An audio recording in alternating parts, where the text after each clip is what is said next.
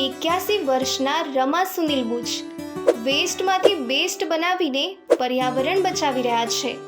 આ કાપડની થેલીઓ, સ્ક્રન્ચીસ, wall હેંગિંગ્સ, Bengal box અને આ પોટલી અમદાવાદના રમાબેને વેસ્ટ મટીરિયલ્સમાંથી બધું જાતે સીવીને તૈયાર કર્યું છે, જે તે લોકોમાં મફતમાં વહેંચે છે.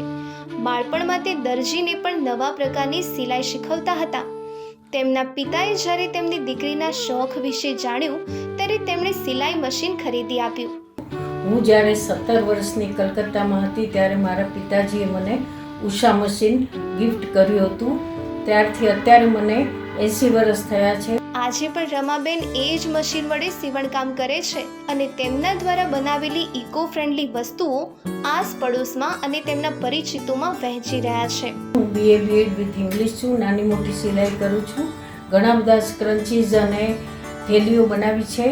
બીજી સિલાઈઓ પણ કરું છું. વ્યવસાય શિક્ષિકા એવા રમાબેને નિવૃત્તિ પછી પૂરો સમય પોતાના શોખ માટે ફાળવવાનું નક્કી કર્યું.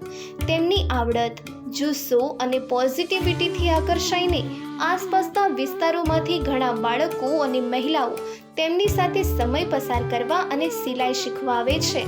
જો તમને પણ તેમની કહાની અને આ વિડીયો ગમ્યો હોય તો તેને જરૂર શેર કરો.